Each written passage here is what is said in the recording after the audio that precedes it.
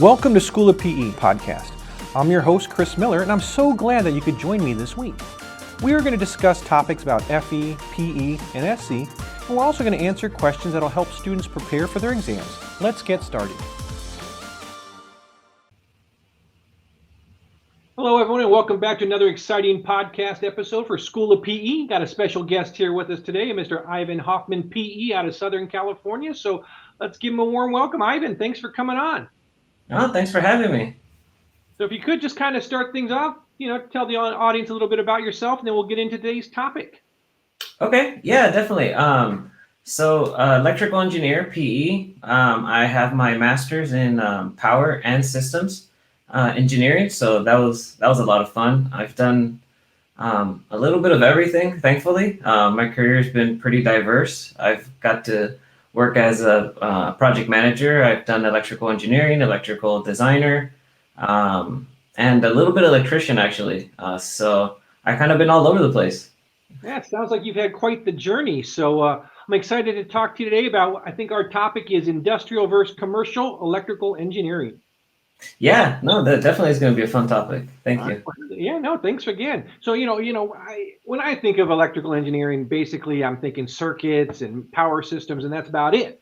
But what in the world is an industrial electrical engineering? What is it?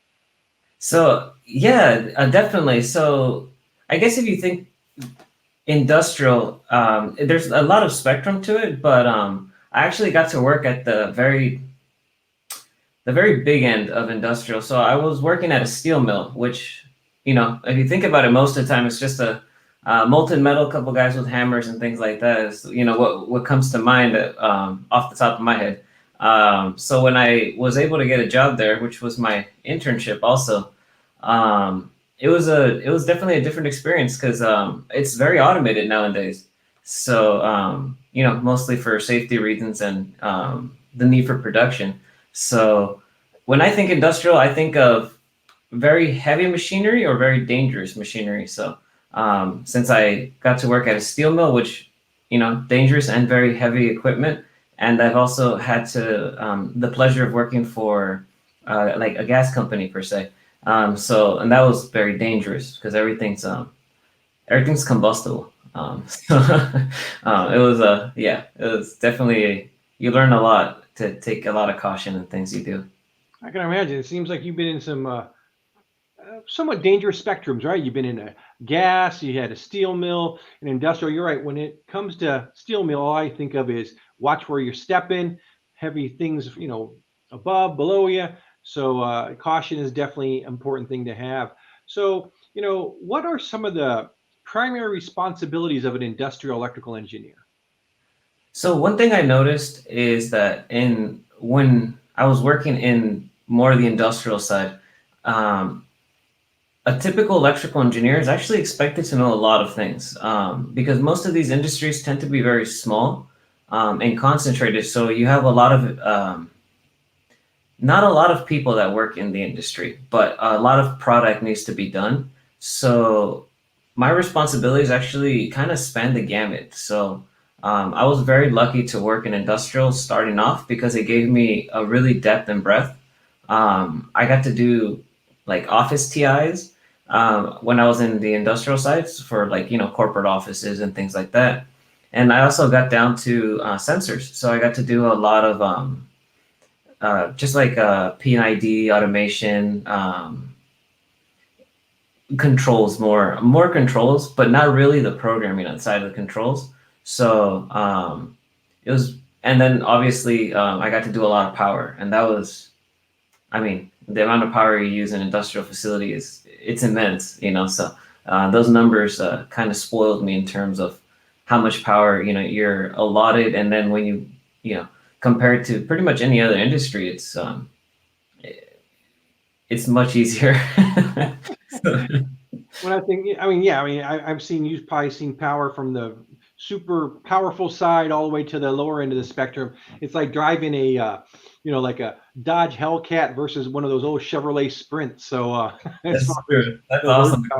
That's an awesome comparison. Yeah, it pretty much boils down to that, And in the industrial side, I got to work with motors and engines and things on the nature of like 25,000 horsepower and Oh, wow. uh, yeah, or DC motors. They have their own substations really. So I mean, and then you come down to almost anything else where one transformer is feeding a whole facility sometimes. So um, it's truly magnificent in its own right because the way that I was taught there was you'll never see anything bigger, but you might see something comparable, and thus far it's held true. So Oh, wow.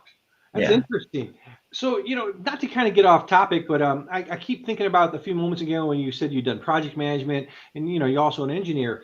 So how can you, like, some people think you're one or the other, right? You're either going to be a project manager or you're an engineer. Can you kind of talk about how the two kind of go hand in hand?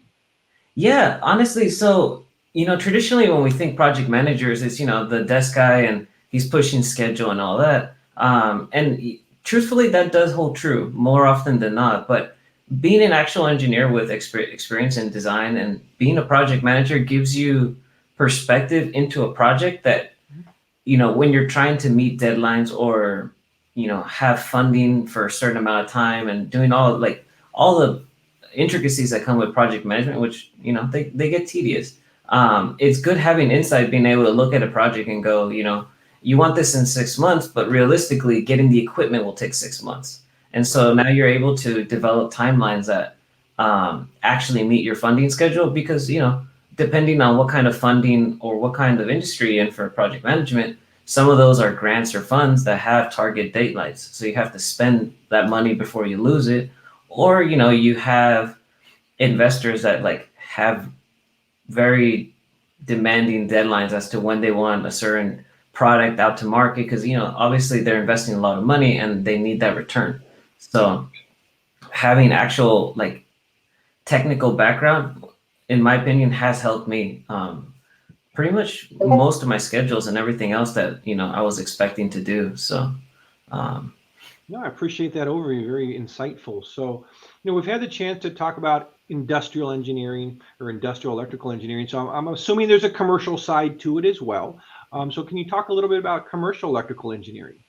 yeah, so I mean, when you look at industrial, it's to me it's more hazardous and big energy. And I mean, there's a lot of pride when you get anything done in industrial because it's like you said, it's very risky, very dangerous. When you go into commercial, it's actually kind of fun. Like in its own right, right? Like the stress level is a lot less in terms of bodily harm and things like that. But now you're focused more on timelines, deadlines, and aesthetics, which then you get to do when I was there at least, I got to do a lot of lighting design and things like that. Which there's usually people that do that as well, but because electricals, I've noticed we're pretty flexible nowadays in terms of things that we do in industry. So I got to do a lot of a lot of nice stores like a couple Tiffany's and things like that. And so you get to see, yeah, like really high end stores. Like you start off with a shell, and the um, when you think of like all these high end brands, like you have a picture in mind what it's supposed to look like. And so walking into a bare store, you're like, wow, it's going to take a lot of work. And then when you actually get to the end of it and you look at it and you go, wow, like I was actually part of that. Or I've done a couple hotels and things like that where we're retrofitting LEDs and they want to keep a certain look, or maybe they're updating their look.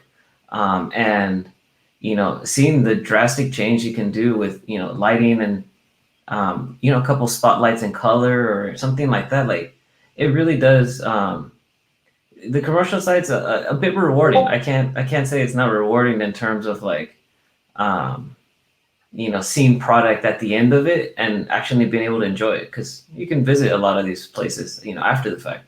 Oh, for sure. It's kind of like the Beauty and the Beast, right? You got Yeah. the beast in the industrial side, and then you got the commercial side kind of representing the beauty side of it, where you actually look forward to maybe going back through the finished product as opposed to in industrial. You're like, hey, let me just get out, get out in one piece, get out safely. No, Um, it truly is like that. And actually I like that. That's a good comparison, actually. so let me ask you this. So you've had your hands in both, right? Industrial engineering, commercial engineering. Can you walk us through like maybe what a typical day was for when you were an industrial electrical engineer and what your typical day would be was when you were doing the commercial side? Yeah, I mean, uh, in terms of like what an electrical engineer should do in terms of due diligence, they're very similar.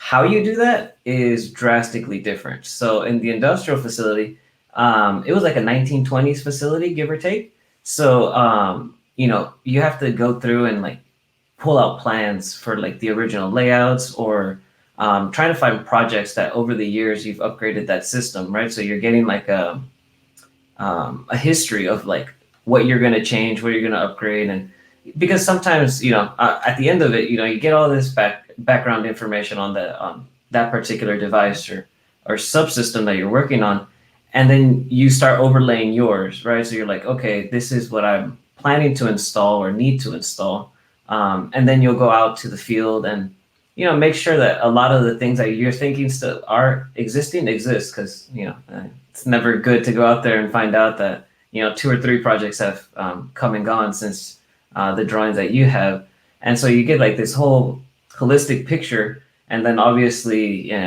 scheduling either the outages or just scheduling someone to walk with you because great bodily harm is a very high chance in an industry like that. And so you get out there, you take your survey pictures, you check for devices and things like that. On the commercial end, though,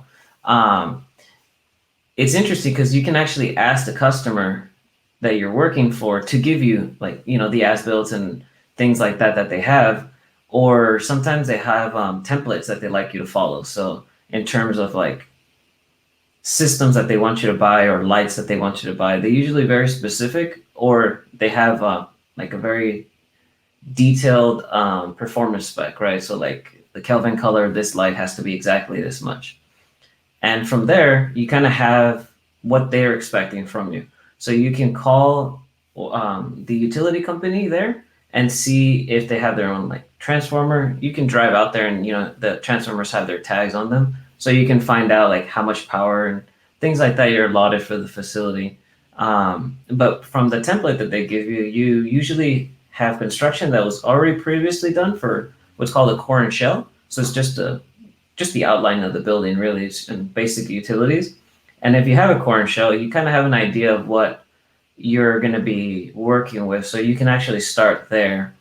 And then you kind of work backwards, right? So you see what they want from you. And then you put in, like, since, I did a lot of projects in California, and it's really the hardest when it comes to commercial because, you have Title 24 and that, consistently changes.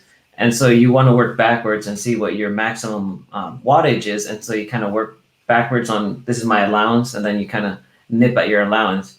And from there, you kind of, for commercials, usually easier implementing because if it's new, it's just everything usually works out pretty decent. If it's an existing facility, you kind of do the same thing. You get your as-builts, you go to the actual site, survey it, see what's existing, see what still works, and check the condition actually for a lot of like of the panels and things like that are there because some are really old or they're unfortunately sometimes for the old ones they're installed improperly. So like you have one that's not rated for outdoors and it's outdoors, and or just people with forklifts have driven into them and stuff, things like that. So you kind of that was one where it was pretty interesting. There's a panel and they pretty much drove a forklift halfway through it, but somehow they missed the bus bar. So Wow. no one got hurt. So I was like, yeah, there's just a gaping hole in it. And I was like, whoa.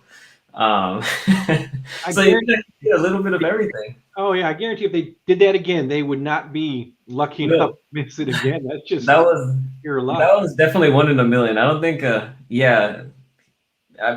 I mean he went like more than halfway through it, so I was surprised that no one got hurt. So but yeah, like you see kinds of all kinds of things. So moving forward, you're like, okay, put some bollards in front of the panels or face them a different direction or something like that, and little improvements that as an engineer, I feel is duty bound for us to do. I mean, they're small, but at some point, that guy could have not been as lucky. So it's something that we should take into account also. Absolutely. I appreciate the walkthrough on both sides. Both have their own fascinations, I guess. Yeah. I'm leaning more towards commercial, maybe because it's something I see on a regular basis. Maybe like you said, a Tiffany store that you worked on, it might be something you walk in, or a Best Buy that you shop at that you maybe had the ability to work on. You talk about retrofitting and going into some of these existing buildings and maybe updating the lighting or whatever they want you to do from the electrical side. So do you find that it's easier to just take an empty build and start from scratch, or maybe taking an existing and retrofitting it? Which have you found to be maybe the easier of the two, or do they both have their own pluses and minuses? They really do have their own pluses and minuses. So usually when you're doing something new, it's more about the AHJ, so the authority having jurisdiction for that area, in what they allow you to do. So there's like a lot of permitting and a lot of like, asking for permission kind of attitude. Especially if you're pushing the bounds, right? So like if you have like a high-end retail, they're usually pushing the bounds on how much lighting, um, where they want the lighting and things like that. Or like I've done stadiums and amusement parks. Those, even though they're new, you're really taxing the power that's allotted to you. So you have to work with the utility company and make sure that they can actually provide the power you're looking for. And usually they can. I've only had one or two instances where it was a little dicey, so they had to do upgrades. Um, Retrofitting though, I don't believe retrofitting is difficult per se, but there is nuances. So where if you don't do like a survey and like actually go and verify your as builds, which um, thankfully I'm pretty particular about doing, so I do them all the time, even though sometimes it's not needed. Um, I've heard from my clients that the times that people don't do surveys and things like that, they make like very fundamental problems, right? So it might be as easy as they're assuming the transformer was a 480 and it was a low power transformer, so you have like a 120 277 or something, where you're missing the keen details. So retrofits just have a lot of those where sometimes you have really old transformers where they're like open deltas or something just a little awkward that makes the power system something you gotta pay attention to when you're retrofitting, because a lot of the new equipment assumes things. Like we have a lot of switch mode power supplies nowadays for our computers and everything like that, and they're really clean energy. Like they don't make a lot of harmonic noise or anything like that. Some of these older facilities, that may not be the case. Some sensitive equipment like that, like your VFDs or anything like that, that have like a harmonic component that they can only take so much before they start to burn out. Some of these old facilities, they're built tough. Like it was all analog and like high power devices, so realistically they can handle a bit more. Um, so yeah, honestly, new tends to be easier when like you're starting off because everything's by the rule book. There's a lot of guidance. Retrofit, I think once you have experience, they're easier than new, because new, then now you're like um, the permitting process is really long. So a retrofit facility I can probably get done, depending on the project, much like half the time than a new project, just because there's no like permitting and like things like that, or sometimes there is, depending on the scope of work. But since it's existing, it's usually just like maintenance level repair, right? So it's like we have a motor that's across the line, want to put a VFD. So most of everything is there. So bada bing. But if I'm installing most of it, fresh and new, like a new facility, I got to go through permitting. That's 6 to 8 months, depending on, what county or what city or what state you're in. And, every state has different rules and laws. So you got to double check those. So I guess it's depending on your personality, really. That makes sense.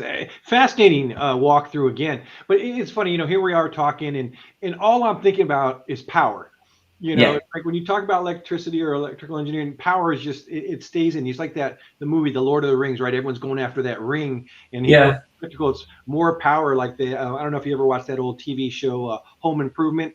That Oh, yes. man, Love more that one. power, right? Everything. So I got a Oh, no power. yeah. You worked on stadiums, you said, right? Yeah. So how taxing or how far are they pushing the amount of power that it can handle before things just go maybe a little haywire? Honestly, not terrible. I think the problem that comes with it is the utility companies. Because if you think about it, they stadiums run like 3 to 5 times a week max. Hmm. So like you have like some intermittent loads, right? They're not always there. So like if there's no events, there's no load. So for the utility company, it's pretty hard. Stadium powering is awesome, by the way, because it's like really high power. So it's basically what I studied, right? Like it's like 4,160 volts, 4160, 12 kV. Like you're running like really some like pretty high voltage that you won't see in commercial side. And stadium's kind of that blend where it's a little industrial because you have that higher end, but then you have, your what do you call it? The shops where you make all the food and stuff like that. You have your merch shops, and so it comes down to commercial. So it's a nice little blend of like where you stand. But usually you use a lot of power in a stadium, but especially the lighting. Oh boy, I mean now with the LEDs that's coming down a bit, but I remember the first one I did were metal highlights. Those are, I mean, those things were pulling juice. Those were fun. Here you are talking about 4,500 right volts, and I'm thinking I'm 220's a lot. Yeah, I mean, it is a lot. That's just crazy. So we've touched on industrial, we touched on commercial. So now let's chat a little bit about general electrical engineering. You know, Okay. what goes into design lighting layouts? So lighting layouts in terms of like for what I've done in electrical, fundamentally, I think it's important to understand, and actually this is actually a conversation I have to have with all my clients. Lighting is not a luxury, right? Lighting is life and safety. So there's a base level where during an emergency event, there has to be emergency lighting for most places. Hmm. And then for, general operation, there has to be a base level of lighting so it's safe to walk around that kind of area. There's a IES or NIES, the North uh, Illumination Engineering Society, Uh-huh. that they have like a really big. They call it like the lighting Bible or something like that. I forget what it's called, but pretty much it gives you minimum lighting levels for different facilities, occasions, activities, and so they tell you where to target, right? So you have this like component that's like life and safety, but Mhm. it's just it needs to be met. Like there's no leeway, there's no cutting corners, there's no um this is not because I like doing lighting, this is like essential, right? And then there's the portion that I like doing lighting, and we have spotlights here for a couple like for drawings on or paintings on the wall, or spotlights for like when we have when you have sales, right? You have like that one thing in the middle of the store that you're lighting, and you have different colors. That's the more artistic, like I'm having fun now. And so it's funny because clients don't understand that like half of it is like fun and like colorful and just enjoyable, right? And then the other half is like you need this. This is non-negotiable portion of lighting. So it's important to distinguish those two when you're doing your lighting designs. And sometimes they hire a lighting expert. I forget. There's a certain certification where that's their job. That's all they ever do. So they do lighting and all kinds of like wall splashes and all kinds of nice little things that they do for clients.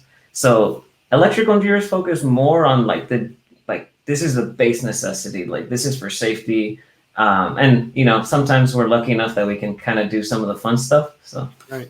I would have never thought I mean, I guess now that you've explained it, it makes sense, right? But I would have never thought there's this minimum threshold that you have to have. But I mean, it makes sense. So, kind of opened my eyes to that. So, thank you for that. That's pretty interesting. Yeah, you're welcome. I mean, what was it? A while ago, it was brought to my attention. I want to say it was in New York, but I don't recall. But there is a like park lighting, right, that wasn't lit properly, and so a lady was assaulted, and she actually sued the city of New York. I want to say it was because of improper lighting, because she wasn't able to see her assaulters. So like that's where like it's a terrible example, but it like illustrates that like we don't consider the safety aspects of it, because sometimes we're looking at cost, and everything has a cost, right? So but you also have to look at why you're doing it, right? Like there's not a cost because it's just it's something for fun. It's actually Right. it's for well-being. So yeah, I always try to explain that to everyone, where I'm like, I know when you think about it, like you're thinking Disneyland and like lights Right. and that is awesome to do. But yeah, you also have to realize that everybody was walking to the light show, and there was like lights on the street, so Right. like strollers and everything like that. And so there's the two different perspectives there. That's interesting. I mean, not a happy example, but one that you made, it hits home, right? It makes sense. You're talking about Yeah. the and the safety and that, and it can't be, could not have been a better example. But now I'm going to be a little more, I get cognizant about lighting, thinking, hey, there's got to be light. That makes sense. This I probably should have asked you earlier, but I got so hyped up in talking about power and heavy volts and all this. What is electrical load? So electrical load, you can kind of boil it down to just what you're powering or your components, right? So it could be like your cell phone, your computer, a TV, or it could be like your pressure sensor that you have on a pipe. So load is pretty much anything that requires power to run, in my opinion. I like it. I like it. Today's topic has been interesting, and I always like to kind of, when I have a podcast, I kind of like to have some fun with the guest and talk about some fun things. So I'd love to have you back to talk more about, not just the three types of engineering we went over, but just more of what you do on a daily basis. It's pretty fascinating. But I kind of want to let the audience get to know you as a little bit as a person. So, what sparked, I mean, I could just picture this lighting is probably what sparked it, but what sparked your interest in electrical engineering? I mean, there's so many different avenues that you can do as an engineer. So what made you go down this route? So that is like the craziest like timeline ever. So as a child, I love math, right? So it's kind of one of those things where I was like, math is just mainly because like I was learning like what was it like Spanish and English in the beginning, because I was in San Diego. There's a lot of Hispanics and Sure. stuff like that. So like I was never good at Spanish, and then English was kind of not too bad. Math, I like always had it down, right? So I was like, yes, this is me. And so for the longest, I thought I was gonna be a math professor until like I think like right before I got into middle school, like the computers started to get popular, like the Color Max and all those. And so those were like just beautiful. So like my eyes were like, I love this thing. And so I learned to use computers. So at some point I remember telling my dad, I'm gonna be a computer techie. He's like, no, he's like, none of that. I was like, I want to fix these things. And as we went through, my dad is actually an electrician. So he started meeting engineers, and they told him, they're good at math, and that's why they became engineers. So he told me, you should look at engineering. I was like, you're right, computer engineering. He's like, oh God. He's like, I can't help you. And so as we keep going, I was like learning like computer repair, networking, programming, all these things. And then they were like, oh, when you program, you have to program for certain chips. So I was trying to learn different computer programming languages. And then I started learning about chips. And I was like, oh, I like this, right? So like then I started learning about like chip design and all that. And it kind of just like, it like always just pointed toward like deeper and deeper. And I basically went from chip design to computers to all this stuff to I want to learn why, like how we power all these chips, like because you have all these server rooms. And so I was like, oh man, you have HVAC, all this powering that goes in server rooms. And so I started looking at the power loads, and it just kind of like trickled further and further until I got to electrical engineering. And I was like, I like electrical engineering because I can do all of the above and still I mean, jack of all trades, but master of none kind of attitude, right? So I know a little bit of everything and under the blanket, and then I still know a little bit above the blanket. So it kind of, it was a fun little process of like growing up, going, deeper and deeper into this. I like math to, now I'm an engineer. That's an interesting story. It's true. Like math, there's an absolute answer, right? Yeah. Whether you're learning Spanish or English, there's some discussion that can be made for particular answers. So at least with math, you solve it and bam, there you are. Interesting though that you went to go the engineering route when your dad was an electrician. All right. So that's kind of cool. Was that because of the math aspect of it? And Yeah, actually, it was kind of like in the beginning, he was like, "I'm an electrician. You should do this," and I was like, "But like, I'm really good at math, right?" So I was kind of like, I was like trying to hold on to like that math portion as hard as I could, and I mean, technically, I did. So you won that battle. I So won that battle. when it comes to electrical, I'm lucky if I could, you know, I mean, turn in a light bulb. So when I'm putting something together, I see all these different colored wires. You have red, white, blue, green. What the heck do all these different colors mean? They got to represent something. Yes. So, and that's funny that you should ask because they represent something depending where you're at. So, like, and that could literally be like geographically. So, like in North America versus Europe and all that. I want to say we have different coloring standards. And then even between the commercial side and the industrial side, there's variations on what people agree on. So the simple one, red and black, those are hot, where they have 120, or if you go across the two, you have 240. And then white is your return or your neutral. Um, but one thing that I have noticed, and I'm very happy about, is that green is always ground, and he's your best friend. I'm going to remember that. Every Yeah, time I'm putting something together, I'm calling you and say, "Hey, what was that wire color again?" Um, yeah, it's interesting. So I remember green. Green is good, right? green Uh, is always good. And that was actually one of the topics I loved the most, like throughout my career, that I've like gravitated to, where I'm like, everything needs to be grounded properly, because to me, going through the engineering aspect of all this, I always design and like worry about things that protect people. Because like I was telling you, my dad's an electrician, so in my mind, I'm designing something for my dad to install. So I want it to be safe enough for him, because he always imparted to, like, he always told me like, oh, because he does high power, right? So he does substations. Yeah, he's a man's man. Like, that's dangerous. That's dangerous. And he always used to tell me, like, I might not come home today if the substation blows up. And in my mind, like, that was just shocking, right? And I was like, how could you say that? And so, like, going through engineering and going through my career, now I'm like, you know what? I can make my dad come home every day if I design everything as safe as I can. And so that's why I focus on, like, the safety. So grounding and, like, lighting and all this, like, basically anything safety where someone could get hurt, I look at it in terms of how can I stop someone from getting hurt.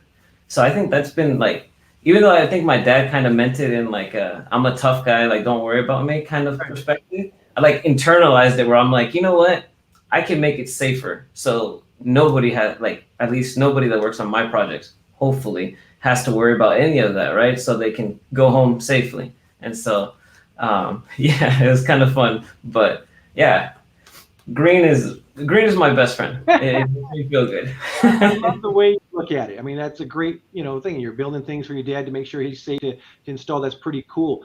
I've had a lot of fun with you today. I know you're out there in San Diego, so it's probably not really feeling like the holiday season. You're probably still getting these warm days. So what do you got planned for the holidays? And before you answer that, I got a question for you. So have you always been on the West Coast? Yeah, You ever yeah, have you visited the East Coast? I have. Yes, All right, so I'm going to ask you this question. Have you been to a Shake Shack? I want to say yeah, I have. Okay, and then you've been to an In-N-Out, right? Oh yeah, they're all over here. Which way you going, In-N-Out or Shake Shack? I have to go in and out. That is the answer I was looking for. I was out in San Diego not too long ago, and there's a restaurant. You ever go to Old Town? Yeah, Have you love ever it. been to a restaurant called the I think it's Coyote Cafe or Cafe Coyote? Oh man, yeah, yeah. It's legit, right? So the owner here, It's awesome. he's the owner of School of PE. Him and his wife were going out to San Diego. I said, "Hey, you're going to be there. I think they're going out there in San Diego for 3 days." I said, "You got to go to this Cafe Coyote because they love Mexican food." So they go out to San Diego. They ate there the entire time they were in San Diego. See, that's a good recommendation, They you know? come back. So let me ask you this before we wrap up. What are your holidays festivities out there in San Diego? So let's see. Usually for my folks, we're pretty lazy around this time of the year, actually. Like I'm like all the other holidays, we kind of have, things that we like to do, but Christmas usually like the latter part of the year. Um, just Christmas though. But for Christmas, like we kind of stay in and like we just try to get everyone together. For New Year's, that's a lot more fun. We usually go down to San Diego and they got like they call it the White Boat Festival or something like that. Oh wow. Yeah, so you basically jump on a boat. It's like a club on the boat kind of attitude. So it's a lot of fun, a lot of lights and yeah. You use Christmas to rest up for the New Year celebration. Yeah, you eat your tamales and Oh, um, oh man. and all those good stuff, and then after you're nice and satiated, out to party with all your friends on the boats. Sounds good. Well, hey, I've had a lot of fun with you. We've covered some pretty interesting topics. I'd love to have you back, so I'll have them get in touch to bring you back for another podcast.